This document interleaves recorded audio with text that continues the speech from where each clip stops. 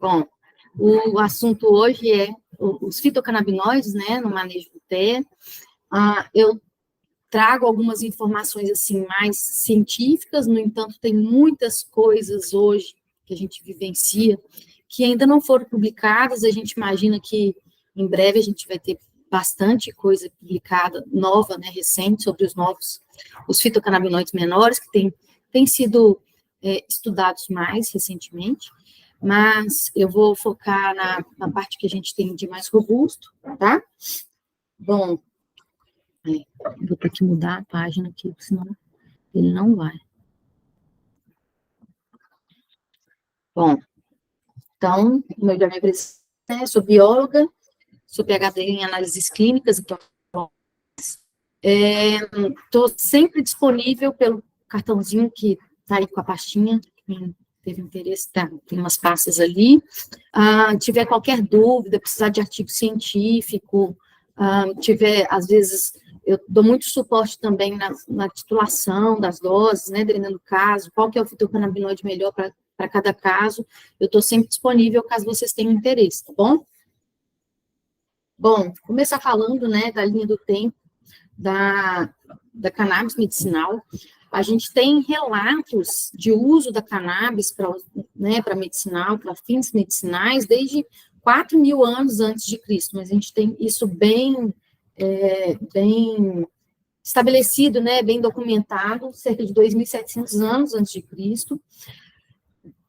Foi uma planta que amplamente utilizada, né, para fins medicinais, devido a recente, né, uma recente política antidrogas, a gente precisou até parar de estudar a cannabis, o único país que continuou estudando a cannabis para fins medicinais, sem nenhuma restrição, foi Israel. De certo tempo, né, para cá, de algumas décadas para cá, para ficar mais claro, né, esse potencial terapêutico, e foi liberado para pesquisa, liberado para uso, né, mesmo que para fins medicinais. E a gente teve aqui no Brasil uma pessoa muito importante, que era inclusive aqui da Unifesp, né, o professor Carline, trabalhou em conjunto com o professor Michelin, né, lá de Israel. Eles têm muitas publicações, algumas das publicações mais importantes na área são do Michelin e do Carline. Então, na época em que o duplo cego era mais fácil de ser realizado do que é hoje, a gente vai continuar isso, né? E desde 2014, a gente teve aí uma liberação com uma autorização especial da Anvisa, né, para uso de fim terapêutico. Bom, a cannabis sativa é uma espécie, tem 3 subespécies, né, duas com esse potencial terapêutico, que é a cannabis sativa, normalmente, né, é uma planta que tem naturalmente um teor mais alto de THC, e a cannabis sativa índica, que é uma planta que tem naturalmente um teor mais alto de CBD, canabidiol, tá? E a ruderalis, ela é utilizada aí para fins têxteis, não tem muita importância médica, tá? Hoje, a gente não tem mais aquela planta que é só sativa e que é só índica. Todas elas são já formas híbridas em que foram fazendo os cruzamentos, né, e buscando ali o reforço de alguma característica de grande importância, né, uma característica de interesse dessa planta, e aí, então, hoje a gente considera que é tudo cannabis sativa sem distinguir se é subespécie índica ou sativa, tá? Bom, os tipos de canabinoides, que eu vou falar um pouquinho do sistema endocannabinoide, então a gente não tem só os canabinoides da planta, né? A gente, em 1989, começou a ser descrito o sistema endocannabinoide, quando foi, né, a gente encontrou o primeiro receptor endocannabinoide, depois a gente foi descobrindo outras coisas, né? Então, a gente tem os endocannabinoides, que é anandamida e 2-AG principalmente, a gente tem outros subprodutos aí, que tem grande importância, a gente tem os fitocannabinoides e os canabinoides sintéticos, tá? Hoje a gente vai falar um pouco mais dos fito, né, mas a gente também vai entender como que funcionam os endocannabinoides. Então, como eu falei, né, a gente tem o 2-araquidoglicerol, que é o 2-AG, e a anandamida, que são as duas moléculas endocannabinoides que são mais descritas, e a gente tem outras duas moléculas que elas são consideradas aí como se fossem subprodutos, né, ou produtos paralelos, que é o PEA, né, palmitoetanolamida, que ele é bem conhecido aí, pessoal que faz suplementação do ômega 3, e o oleletanolamida, gente, minha língua trava, tá? Então, OEA. E aí, vamos, dos fitocannabinoides mais discutidos, né, os mais estudados até hoje, é o canabidiol, tetrahidrocannabinol, tá? Dentre desses grupos, a gente tem a forma ácida, a gente tem forma varina, tá? A gente tem pequenas diferenças moleculares ali que também trazem uma resposta terapêutica diferente, tá? O grupo THC é aquele grupo que traz uma capacidade psicotomimética, né? Aquela capacidade de alteração da percepção da realidade, ou barato, né? O pessoal fala brisa, tem muitos nomes aí para o efeito do THC. A gente tem delta 9, delta 8 na planta, tem forma ácida, tem forma descarboxilada, e cada uma dessas formas vai trazer um potencial diferenciado com esse potencial psicotomimético, tá? Alguns mais intensos, outros mais duradouros, mas o grupo que traz essa capacidade, né, de psicotomimética é o grupo do THC. Todos os outros fitocannabinoides são considerados não psicotomiméticos, né? Todos eles são psicoativos, todos eles, né, estudados até agora, eles têm alguma capacidade de ligação no sistema neurológico, tá? Mas com essa alteração de percepção da realidade, só o grupo THC, tá? E a gente tem os canabinoides sintéticos que vêm a cada dia, né? Cada dia a gente tem um fitocannabinoide sintético novo aí no mercado. Eles trazem alguns riscos, né, que são importantes, porque enquanto a gente tem, sei lá, 5, 6 de experiência com a cannabis, a gente não tem essa experiência com os sintéticos, e alguns já provaram ser muito perigosos com ligação, né, em receptores que também não estão bem descritos no tronco cefálico, e trazendo aí um potencial, né, de alteração cardiorrespiratória. Então, tem casos de óbito, né, com o uso dos sintéticos.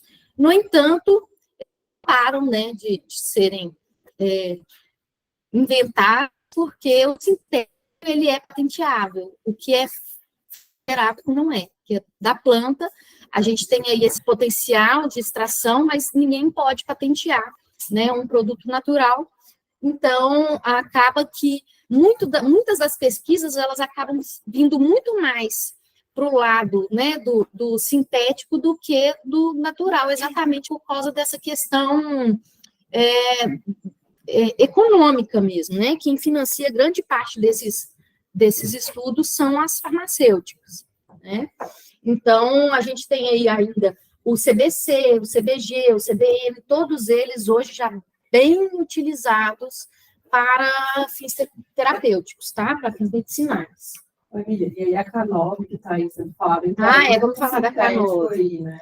A K9 que o pessoal está falando que é produto de cannabis, ele não tem nada de cannabis. Parece que alguns produtos que estão ganhando as ruas aí tem alguma coisa de THC, mas ele é um composto dentro de vários compostos que eles colocaram ali só para, vamos falar assim, para dar uma sensação da cannabis, né? Então, ela foi adicionada, esse produto saiu de um estudo que foi interrompido devido aos riscos que eles apresentaram, né, nos estudos já clínicos. Então, interromperam os pré-clínicos, né? Então, eles interromperam esses estudos exatamente por causa dos riscos. Só que o material foi publicado e alguém pegou isso aí para... A gente sabe que dar, né, dar munição aí para quem quer fazer coisa errada, infelizmente, mas também não pode deixar de publicar, né, gente? Então é isso. Essa K9, ela, apesar do nome, né, ela não tem cannabis. Ou quando tem, é um fator ali que eles colocam para dar uma sensação de, mas é o que tem o risco à planta, a droga, tá? Eu vou falar sobre isso também. Bom, falar um pouquinho do sistema endocannabinoide. O sistema endocannabinoide é um sistema do nosso organismo que, como eu falei, começou bem descrito lá na década de 90, a gente tem pouco tempo, né, de estudos, apesar de que a gente já tem muita coisa, a gente também tem a sensação de que tem muito mais por vir, porque a gente tem muitos trabalhos, a gente tem muita experiência com canabidiol e com THC, com tetrahidrocannabinol. No entanto, outros fitocannabinoides menores que eles vinham, né, sendo... não tinha a possibilidade do estudo, né, de maneira individual, eles começaram a ter mais estudos agora, porque a gente tem mais tecnologia para fazer extração de grandes quantidades desses fitocannabinoides. Então, eu vou falar aqui de receptores do sistema, mas não necessariamente, né, que fica restrito a eles, a gente pode ter outras coisas que ainda não foram bem descritas, tá? Bom, o que é o básico, né, do sistema endocannabinoide? O sistema endocannabinoide, ele funciona na contramão, vamos falar assim, né, da neurotransmissão. Aqui eu tenho como um exemplo, né, uma estimulação química, tanto excitatória quanto inibitória, né? A gente tem sempre aquela via de sinalização, né, do neurônio, do pré-sináptico para a porção pós-sináptica, né? No entanto, o que acontece? A partir do momento que eu tenho uma estimulação acontecendo aqui, tanto glutamato quanto GABA, né? Tanto excitatório quanto inibitório, o organismo entende que ele vai produzir essa estimulação, ela vai desenvolver, vai gerar uma cascata para a produção de 2 endocannabinoides, né? Que é a anandamida e 2-AG. Esses endocannabinoides, eles são liberados aqui na fenda sináptica, tá? E vão se ligar a receptores na porção pré-sináptica. Por isso que a gente fala assim, que ele vai na contramão, né? Ele é uma sinalização retrógrada. E por que isso acontece dessa maneira? Se eu tenho uma via de informação, que ela é uma via única, se tem qualquer coisa acontecendo de maneira inadequada, como que eu informo lá para trás que está errado, né? É uma forma do organismo modular aquela neuroestimulação. Então, às vezes, se eu tenho muita informação, aquele excesso, né? Vamos falar assim, com um exemplo clássico que é mais conhecido, né? Que são os casos de epilepsia. Então, como que eu vou informar para o meu neurônio que está enviando informação para mim que ele está enviando informação demais? Se a informação vai enviar né? Então, a célula passa ali a produzir esses endocannabinoides, vai liberar esses endocannabinoides na fenda sináptica, eles vão se ligar aos receptores na porção sináptica para modular a estimulação neurológica, tá? Então, por isso que a gente tem aí uma eficácia, uma alta eficácia na neuroestimulação, no caso das epilepsias, dores neuropáticas, né? No caso de Parkinson. Então, são aqueles casos que não está acontecendo de uma maneira desordenada, né? Não, tem alguma desordem acontecendo, que esse estímulo está acontecendo para mais do que deveria, e a gente passa a ter essa modulação, tá? A partir dos endocannabinoides. E qual que é o grande problema disso aqui? Que o nosso organismo, ele nem, quando tem alguma coisa que não está funcionando da maneira adequada, essa modulação, ela não vai acontecer, né? Ou vai acontecer de maneira também ineficiente, né? Ineficaz. Então, a gente tem aqui, né, os 2 endocannabinoides, anandamida e 2-AG, a gente tem enzimas de síntese e enzimas de degradação.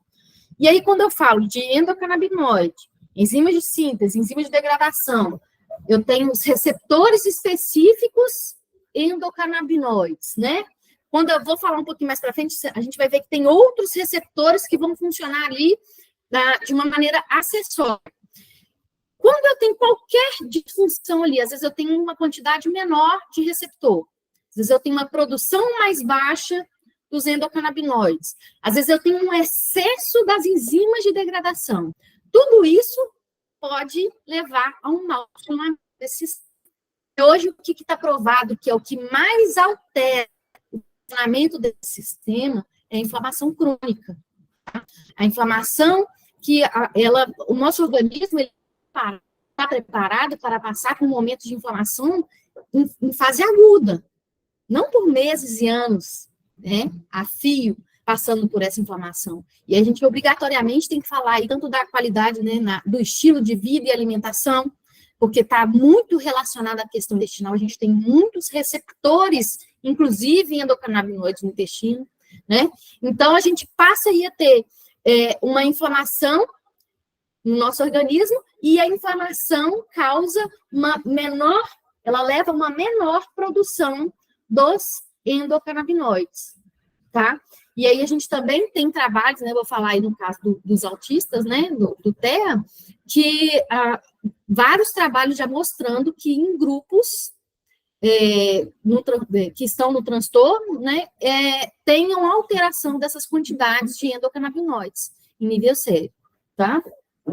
Bom, vamos falar um pouquinho do CB1, vocês terem ideia da importância desse sistema no nosso organismo. O receptor CB1 é o receptor mais expresso no sistema nervoso central, tá?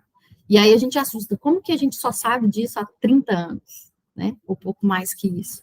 Ele é o receptor mais expresso, e por que ele é o receptor mais expresso, né?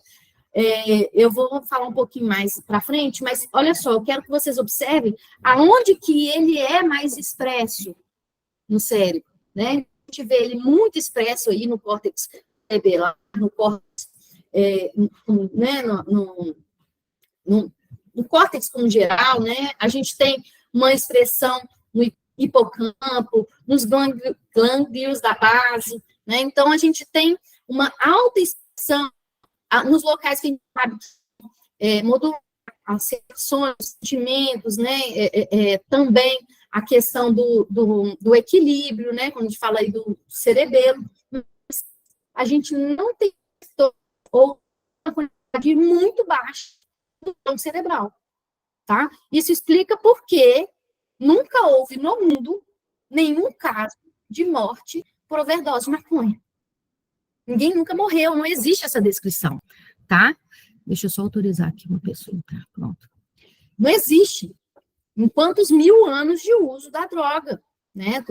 Do fármaco, vamos falar assim, que hoje é considerado fármaco, né? Mas quantos anos a gente tem aí de segurança para usar a planta? E aí, quando a gente fala disso, a gente não fala só de THC, a gente está falando de todos os componentes dessa planta. Terpenos, flavonoides, todos os 120 já descobertos fitocannabinoides, isso que já foram descritos, sem falar que ainda não tem descrição, né? Então, isso é uma coisa muito importante, principalmente quando a gente lida com um produto, apesar da gente achar que isso é uma coisa só da cannabis, né? Na verdade, é muito menos da cannabis do que todos os outros fármacos que a gente trabalha, que a gente lida todos os dias, os riscos que eles levam, né? Então, a gente ainda não sabe a fundo nem o que às vezes a dipirona pode causar, a gente sabe aquilo que está descrito, né? Mas a gente tem aqui um produto, né? A gente tem uma planta que é utilizada há milhares de anos, tá?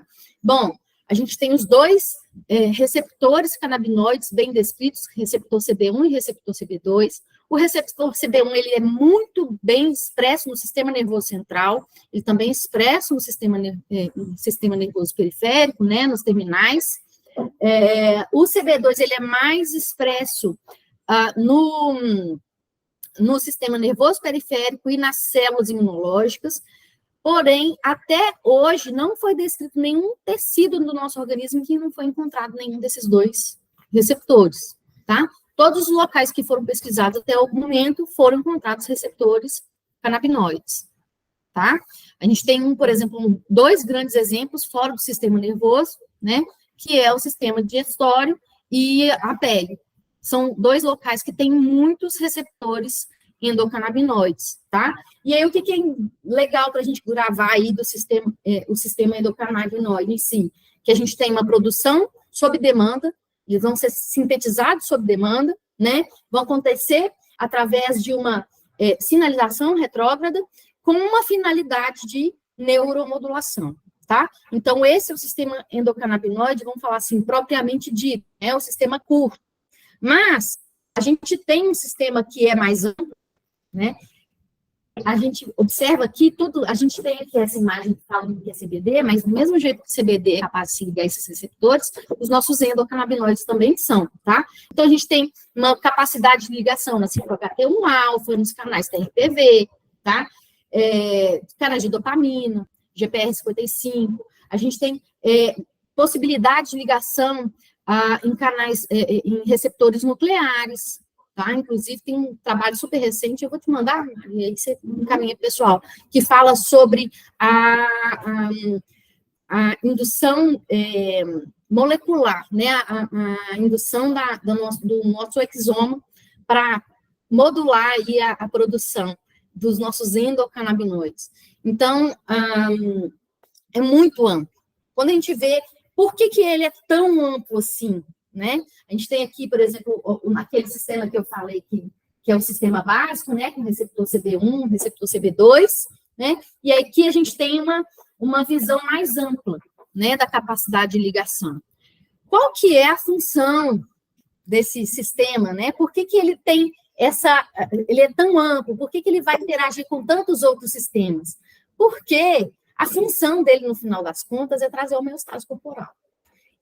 A função do sistema endocannabinoide é interagir com os outros sistemas, passando a chamar, aí a gente deu o nome, né, de endocannabinoide expandido, endocannabinoidoma, para modular esses outros sistemas e trazer um bom funcionamento de todos os outros sistemas. Por isso que quando a gente suplementa, né, a gente fala de CBD, inclusive o THC também, né, a gente não pode falar que ele é de todo ruim, porque ele é terapêutico, né, ele desinflama tanto, ele é ele tem um poder anti-inflamatório tão forte, né, porque a função do sistema endocannabinoide é interagir com os outros sistemas e trazer essa homeostase corporal. Vocês têm alguma dúvida até aqui? Posso passar? Então, beleza. Quando a gente tem aqui vários sistemas, né, em atuação conjunta, a gente tem aqui alguns exemplos de capacidade de ligação do CBD e do THC, mas a gente não fica preso a isso, tá? A gente tem vários trabalhos que são muito recentes que já mostram o CBG, o CBN, o CBC se ligando a esses outros receptores. E aí a gente tem um preceito que eu penso aqui. Se eu tenho, às vezes, o CBD ele vai se ligar com uma afinidade muito grande a um receptor específico. O THC a outro receptor específico. Todos eles têm capacidade de ligar entre, né, os receptores, mas alguns com mais afinidade por algum receptor. E aí eu tenho os nossos endocannabinoides. Se eu suplemento com fitocannabinoides de uma maneira mais ampla, eu passo a ter várias moléculas se ligando a diferentes receptores e trazendo o que a gente chama, né, inclusive, tá, gente, os nossos endocannabinoides, anandamida 2-AG, a gente passa a ter o que a gente chama de efeito entourage, o efeito de comitiva, tá? É o famoso 1 mais 1 é mais do que 2, ou é mais do que 3, né? Por quê? Eu não tenho só o canabidiol atuando, eu não tenho só o THC atuando, eu tenho ali um time trabalhando em conjunto, tá? E essa atuação, os trabalhos mostram como que, por exemplo, um paciente com epilepsia refratária, a tendência é ele usar uma quantidade muito mais alta quando esse canabidiol é isolado do que quando eu uso um produto que é full spectrum, que eu vou falar também qual que é a diferença de um produto e de outro, tá? Tem trabalhos que mostram isso. Aí a gente pensa, né, um paciente de politerapia, a gente tem aí a questão, né, de ter sobrecarregar o fígado, por que eu vou dar uma quantidade exorbitante de medicação se eu poderia dar uma quantidade menor para chegar ao mesmo efeito, né? Então, isso é interessante. A gente também tem a ação de terpeno e flavonoide, que são da planta, são os menos estudados, né, comparado com os fitocannabinoides. Então, os terpenos, eles não são encontrados só na cannabis, os flavonoides não são encontrados só na cannabis, né, como aqui os nossos fitocannabinoides, tá? E aí, os terpenos e os flavonoides, eles podem, às vezes, ter algumas ações que a gente fala, assim, que são contrárias. Então, a gente precisa ter cuidado quando a gente fala de terpeno e flavonoide. Tá? A gente tem terpeno, e tem quantas pessoas que fazem uso aí do doTERRA para acordar e ficar mais agitado, mais acordado durante o dia, né? Então, quando a gente fala de terpeno e flavonoide, a gente tem que colocar essa interrogação aí para ter o cuidado, dependendo do paciente, se está adequado ou se não está, tá bom? Bom, então, né, para fechar essa questão do endocannabinoidoma, a gente tem, né, vários receptores. Ele só vai ser possível porque são receptores de alta promiscuidade, eles têm uma capacidade de ligação muito ampla, né? E aí eu não estou falando só dos fitocannabinoides, eu estou falando também dos endocannabinoides, para além do que aquele receptor já funciona, né, normalmente. E a gente tem a formação de heterodímeros também, né? A gente tem, às vezes, alguns receptores que atuam em conjunto com outro receptor, que ainda tem, às vezes, uma terceira ou quarta sinalização, né? Uma quarta função aí, e com a finalidade de trazer um equilíbrio fisiológico para o organismo, tá? Ou a homeostase corporal. Essa é a ideia do sistema endocannabinoide, né? Tem um sistema que vai trazer, que é um sistema voltado para a neuromodulação, mas também que traz essa homeostase corporal, tá bom? Tranquilo? Ótimo. Agora vamos falar um pouquinho agora das desordens do TEA, né? Vários trabalhos hoje mostram o tanto que as pessoas do espectro, né, têm alterações nas quantidades de endocannabinoides circulantes, tá? Por que isso acontece? Isso a gente ainda não sabe, né? Tem outros trabalhos que mostram aí a questão da desbiose, né? Como eu falei, essa alteração nos indivíduos, em geral, ela está muito relacionada a essa questão inflamatória do organismo, né? Então, por que as pessoas do espectro, elas mostram tem essa diferença? A gente não sabe exatamente o que causa, mas uma das causas a gente já sabe, que é a questão inflamatória, né? Então, outros trabalhos mostram, por exemplo, que a grande quantidade de fatores, né, fatores inflamatórios no organismo levam a uma baixa produção, né, dos endocannabinoides. No entanto, quando a pessoa faz uso de canabidiol, e o canabidiol, ele não tem grande afinidade pelo receptor CB1 e CB2, tá? Dentre os fitocannabinoides, é o que tem menor afinidade pelos receptores CB1 e CB2. Os que têm mais afinidade, né, são a anandamida, 2-AG, né, que são os nossos endocannabinoides, THC, CBN, CBC. O CBD, ele é considerado, ele fala que, assim, que ele faz uma modulação indireta, tá? E aí, o interessante é que os trabalhos mostram que pessoas que fazem uso do canabidiol, elas passam a ter uma produção mais alta dos endocannabinoides. E depois passam a ter também uma quantidade maior de receptores CB1 e CB2. Tá? Então, o que acontece ali? O canabidiol, ele vai modular esse sistema, né? Vai fazer essa interação, porque a gente vai estar suplementando, é como se a gente estivesse dando uma anandamida, vamos falar assim, né, para o nosso organismo. Ele vai modular esses outros sistemas com essa interação, né? Ele vai agir no 5-HT1-alfa, no TRPV, no GPR55, né? Então, ele vai integrar esses sistemas, trazendo esse melhor funcionamento, trazendo essa homeostase corporal, e, com isso, o nosso organismo passa a funcionar de maneira mais adequada, produzindo anandamida e 2-AG. Quando a gente tem maior produção de anandamida e 2-AG, a gente também passa a ter uma quantidade maior de receptores, tá?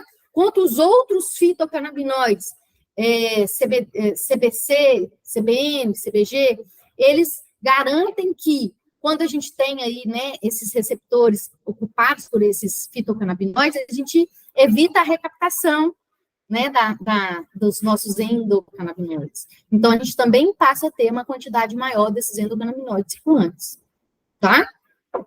Bom, então, aqui são alguns trabalhos, né, que mostram, por exemplo, o grupo controle, grupo de autismo, né, a quantidade desses endocannabinoides circulantes.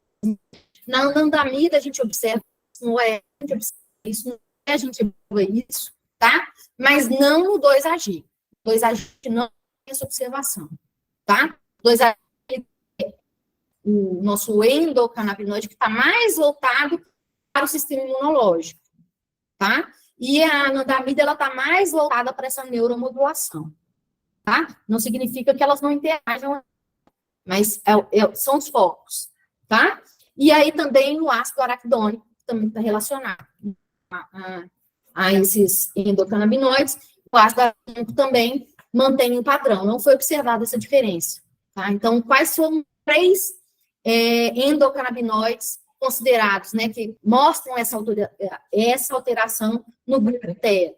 Anandamida, OEA e PEA, tá? Muito, muito, muito importante o PEA, a gente, quem gosta aí dessa visão mais integrativa, né?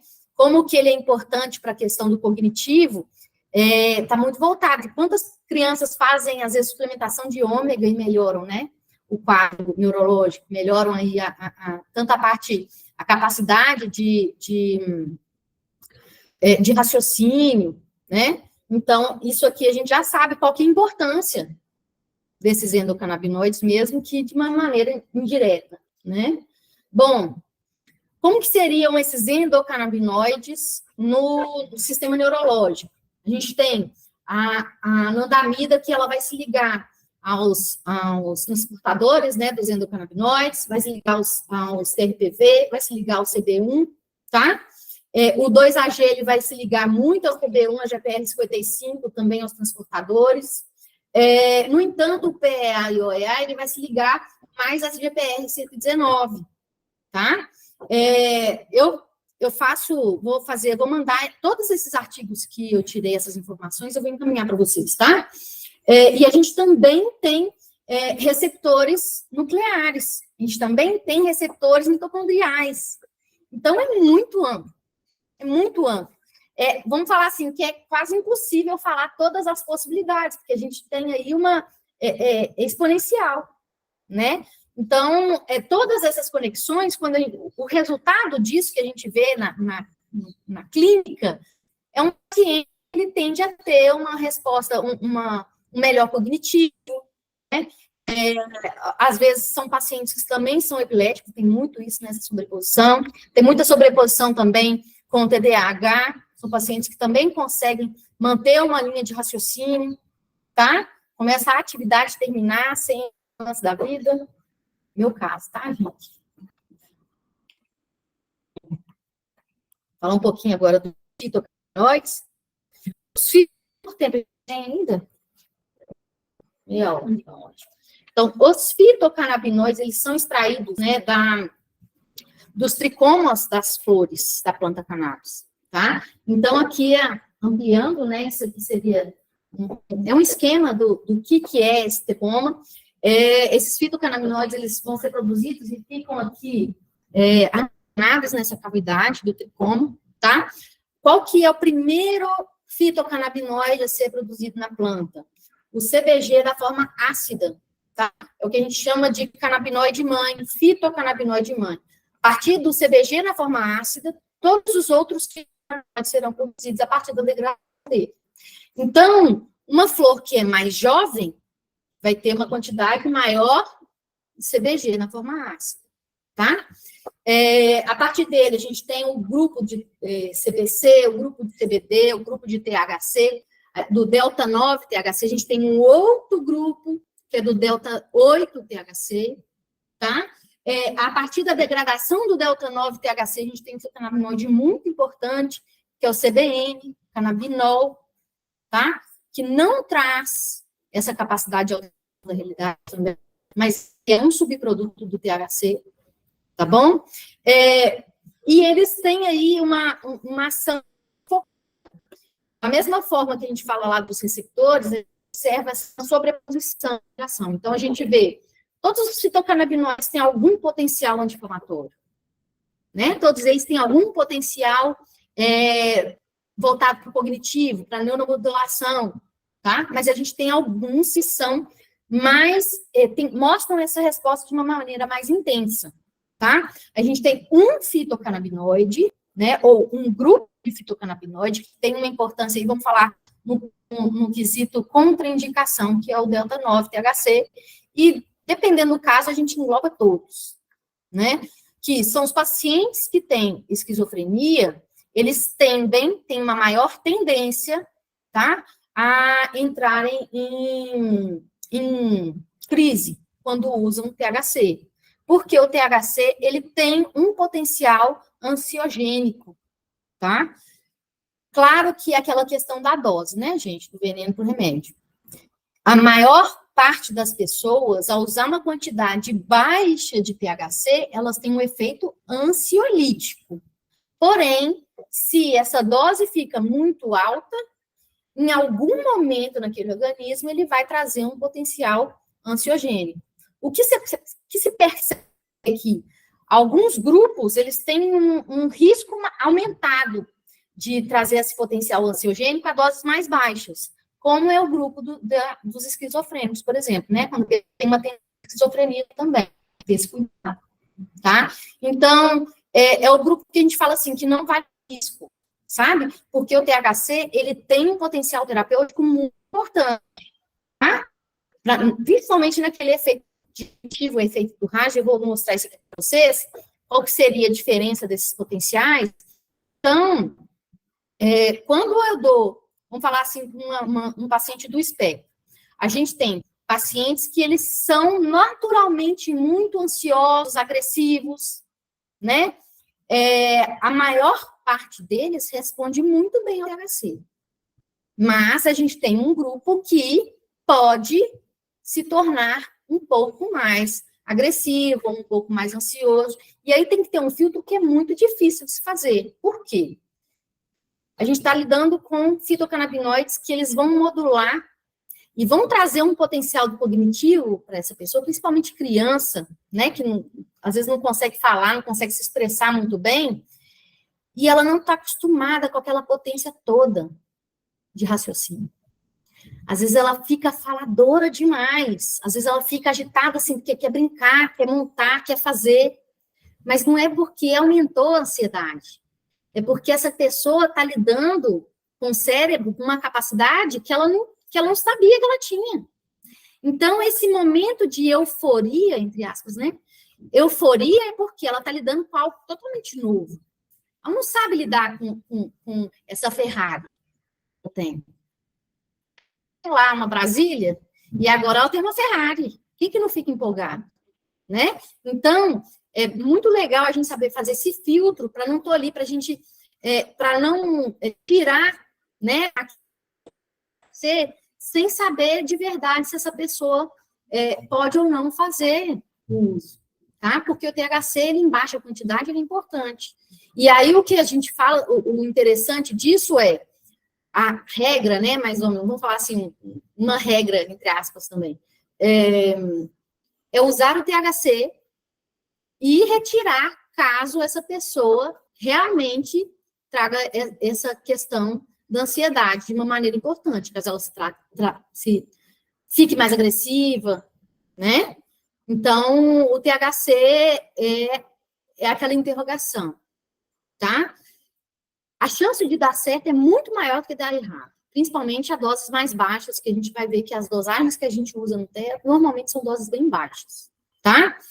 Bom, o CBD, como eu falei, né, ele vai ter um potencial muito legal para essa parte da homeostase corporal, tá? Então, ele é um anti-inflamatório muito potente, um neuromodulador também muito importante, mas a gente tem outros 2 fitocannabinoides que podem agregar muito aí.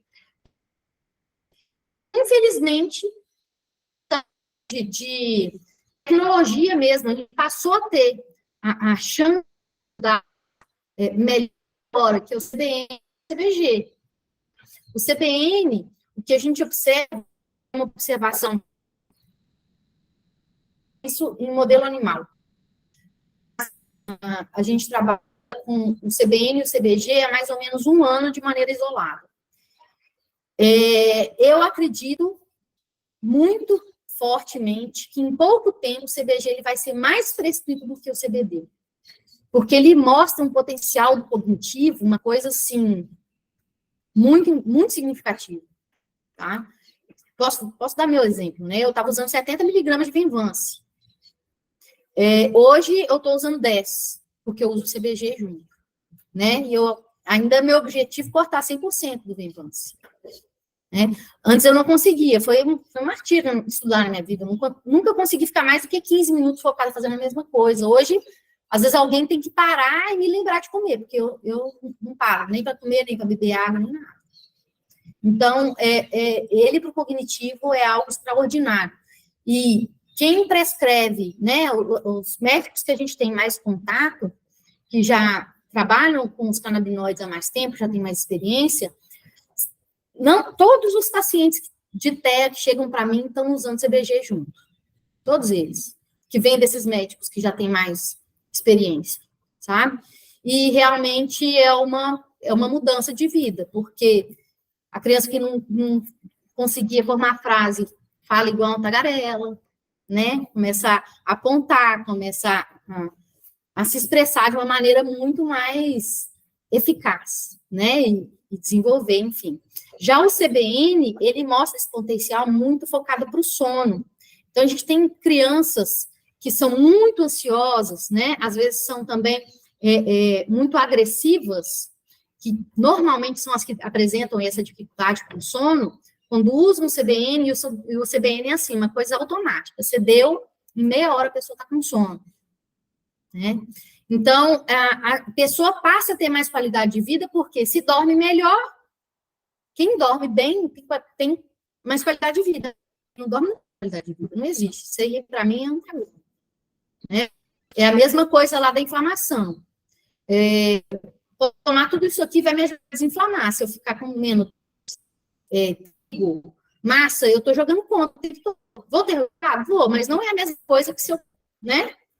Se eu jogasse com as duas coisas para o mesmo lado, né? Não contra. Então, é importante a gente ter essa visão que não é não é para nascer bem.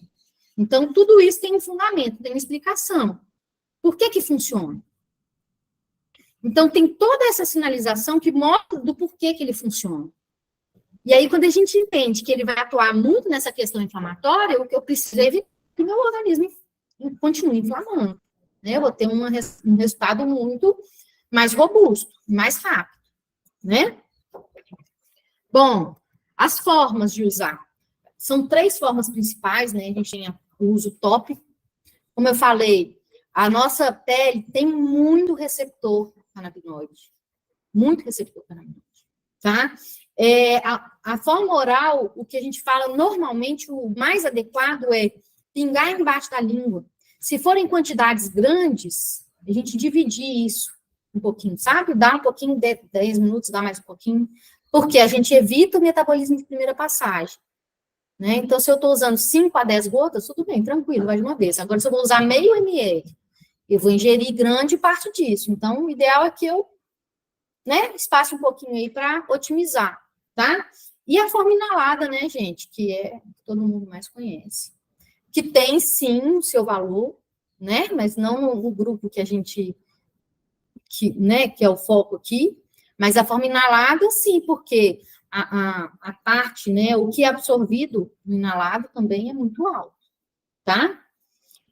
Aí a gente tem também, nos casos de pacientes que são muito seletivos, a gente tem GAMI, né? E aí acaba que são pacientes que vão usar uma quantidade maior de canabinoide, porque vai passar, né? Vai sofrer ali aquele metabolismo de primeira passagem. Então, mas é uma solução, né? Vou dar um remédio, eu dou uma bala. Tem gente que é muito restritiva, né? Que é muito seletiva. Então, a gente tem essa opção. Agora, qual que é a diferença do full, do broad e do isolado? Tá? O isolado por si só já fala, né, gente? É aquele único fitocannabinoide ali, pronto. Aí pode ser CBD, pode ser CBN, pode ser CBG, tá? Qualquer um deles. O broad spectrum é aquele que vai trazer um potencial para esse efeito de comitiva, porque não vai ter só o CBD, ele vai ter outros fitocannabinoides ali em conjunto, tá? Agora, uma coisa importante, gente, fala assim, vem pouco CBN, vem pouco THC, vem pouco CBG. É um produto que o foco dele é o CBD, tá? Os outros fitocannabinoides que vão estar presentes ali, eles vão estar presentes na quantidade que viria naturalmente na planta, são baixíssimas quantidades, tá? São quantidades bem baixas, mas que, mesmo em baixa quantidade, ajuda aí nessa questão do efeito enturragem. Tranquilo? E o full espectro é a planta inteira, né? E aí a gente inclui o THC, que nesse caso ele é regulado de até 0,3%, tá? Que é o permitido tanto pelo FDA como aqui pela Anvisa, tranquilo? Esse 0,3% ele acaba sendo maior do que os outros fitocannabinoides, por isso que eu falo que o interessante né, seria interessante primeiro tentar o full, se a pessoa não se der bem com THC, passar por broad, por exemplo, né? A gente tem os isolados também que não impede da pessoa fazer aquela alquimia, né? Vou aumentar o CBG, vou aumentar o CBN de acordo com o foco, tá? Mas o THC ele tem importância, né? Ele tem um potencial terapêutico. Bom, é preciso, né, ter um olhar aí para os efeitos, né, para as interações medicamentosas, principalmente para os pacientes que têm epilepsia, tá? Que normalmente são pacientes de politerapia. A varfarina, a gente tem uma importância grande, não é comum, né, a gente ver pessoas que usam varfarina, mas é bom perguntar, né? Agora, sobre os outros anticonvulsivantes, né? A gente tem tanto aí um aumento do metabolismo como uma diminuição do metabolismo desses outros fármacos. E aí o interessante é contraindicado? Não, não é que é contraindicado. Eu só vou fazer, às vezes, um teste de nível certo, de tempo em tempo, vamos acompanhar para ver se esse fármaco está fazendo algum efeito, se não está, se eu aumentei ou diminuí, né, o nível sérico desse fármaco, dessa medicação, para não ter nenhuma medicação, a pessoa usando uma medicação que não vai trazer efeito nenhum, quanto também não trazer um risco aí de nível tóxico, tá? Bom, para prescrever, gente, é uma receitinha de bolo, tá? É sempre a mesma coisa, porque cada pessoa responde de uma maneira diferente. Eu tenho uma quantidade de enzima de degradação, ela tem outra. Eu tenho uma quantidade de receptor, ela tem outra. Como é que eu vou saber qual que é a dose que eu preciso? Eu começar devagarinho, começa com 2 gotas, 2 vezes ao dia, passa para 3 vezes ao dia, né? Depois de 5, 6 dias, aumenta. Até observar que, poxa, depois do último aumento, cada vez que eu aumento, a pessoa está melhor. Aí eu aumentei, não fez diferença. Aí a gente para. Tá? Alguns casos de pacientes epiléticos que chegam a usar altíssimas doses, a gente tem um risco aí de sobrecarregar, né? De ficar, vamos falar assim, ocupar esse receptor. Às vezes faz aquele que a gente chama de washout, né? Envolve realmente a cada caso. O padrão são doses que não chegam a trazer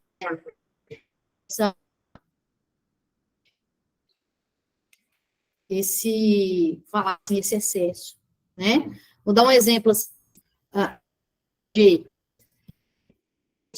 2 vezes por dia, 10 gotas. 20 gotas por dia, ou mais ou menos 1.200 gotas. Olha quanto um frasco desse dura, né? E aí agora, sim, deixei para o finalzinho, para se desse tem que falar, né? Falar um pouquinho da qualidade do produto. É importante qualidade do produto, por quê? É uma planta, tá? É uma planta que naturalmente tem um potencial de tirar muita impureza do solo.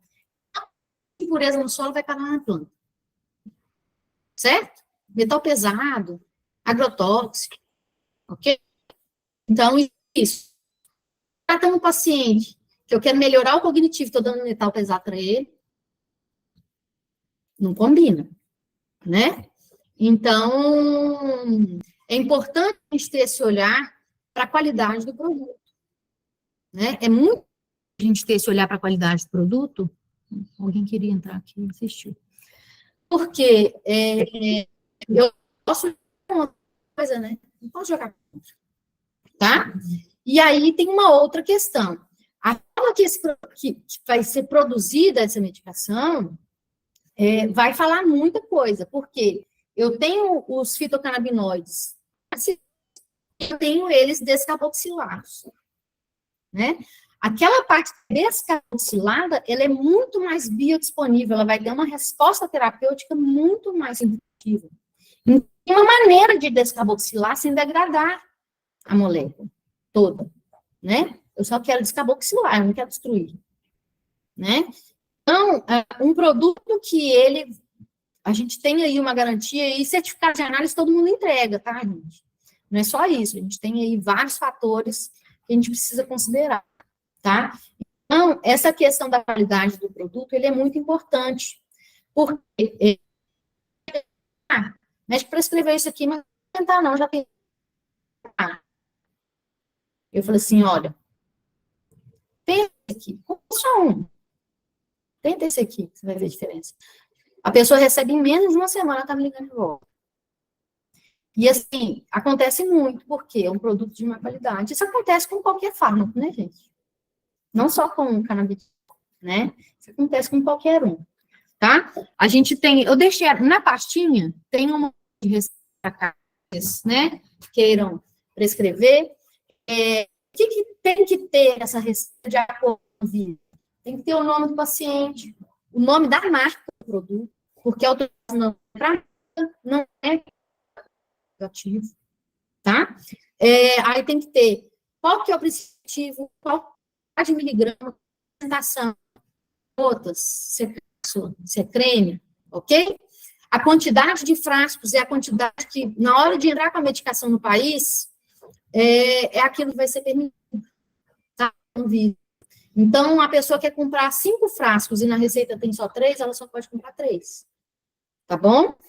E aí, bom, analisar, né? É bom colocar um e-mail no telefone de contato, tá? Aí, carimbo, assinatura e data tem que ter, porque tem validade de 6 meses, tá, gente? Agora, por que, vamos falar assim, eu preciso falar dos custos disso, tá, gente? Uma medicação que tem fama de ser cara. Ela tem fama de ser cara, e não é à toa. Mas já foi muito mais caro, tá? Como eu falei com vocês, assim, você viu falar, o frasco tem mais ou menos 1.200 gotas. Eu uso 20 gotas por dia, mais ou menos.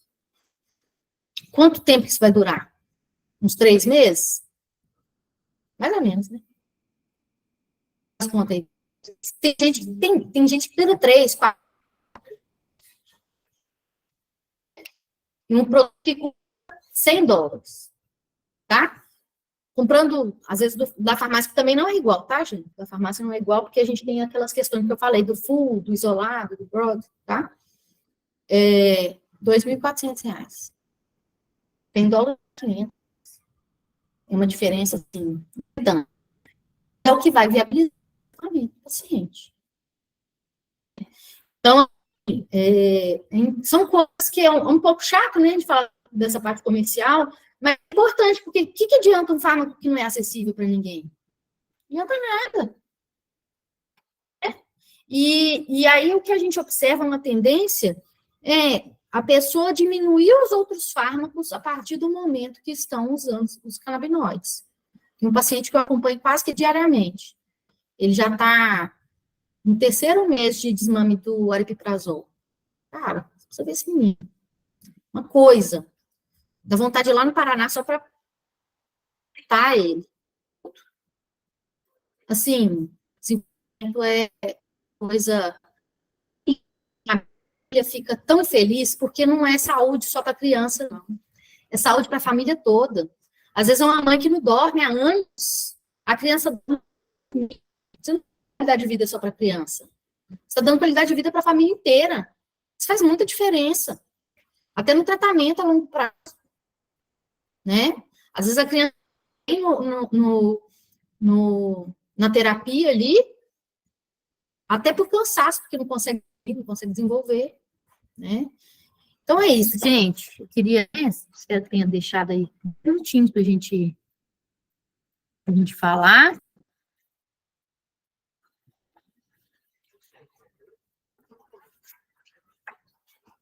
Não é muito tempo, né?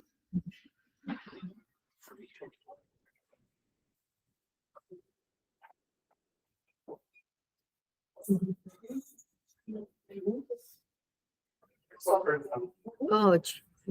Bom, acho que a gente sempre deve perguntar essas aulas, né? Até porque, como a doutora falou, tem substância para distância, né? Mas